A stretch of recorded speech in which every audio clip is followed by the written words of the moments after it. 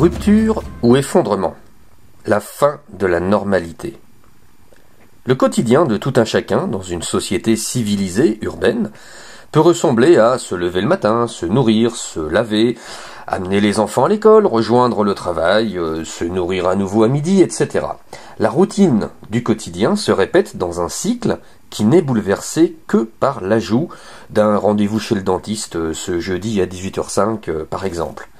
Planifier son avenir, savoir ce que l'on va faire demain ou la semaine prochaine, rassure, réconforte, car on détient l'information qui permet d'établir son propre planning de vie.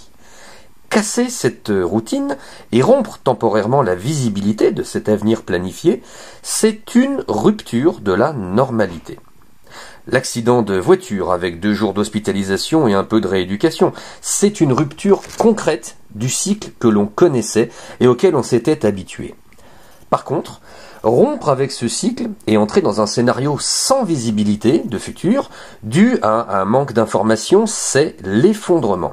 La perte des repères qui jalonnent la société civilisée que nous connaissons, l'afflux de questions que l'on se pose tout à coup, l'impossibilité de définir immédiatement ce qui se passe sont les caractéristiques de l'effondrement. Le survivalisme, c'est entrer malgré soi dans une rupture de normalité, voire son effondrement. La rupture laisse un souvenir des événements pour environ 4 ou 5 ans. Le subconscient efface peu à peu. L'effondrement, quant à lui, laisse un souvenir impérissable et l'aide de professionnels est souvent nécessaire pour vivre avec ou tenter de l'effacer.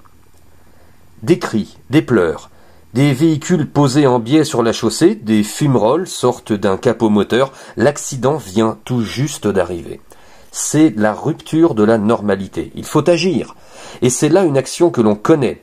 Gilet rétro-réfléchissant, on envoie un témoin arrêter la circulation, un autre prévenir un suraccident de l'autre côté du virage, on est déjà en train de parler avec les secours, le cœur bat vite, on se calme, on réfléchit et pendant la conversation on sait qu'on ne s'approchera plus de cette voiture grise, la voiture où la vie s'est éteinte à l'intérieur.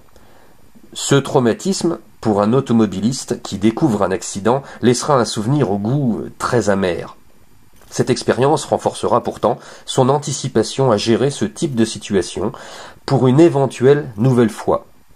Au début, elle fracasse cette rupture, et puis elle renforce, elle apprend, bref, elle nous sert.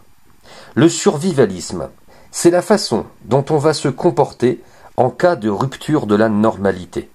Si vous vous êtes préparé à différents scénarios, alors ce sera comme compléter un puzzle que vous avez déjà terminé maintes et maintes fois.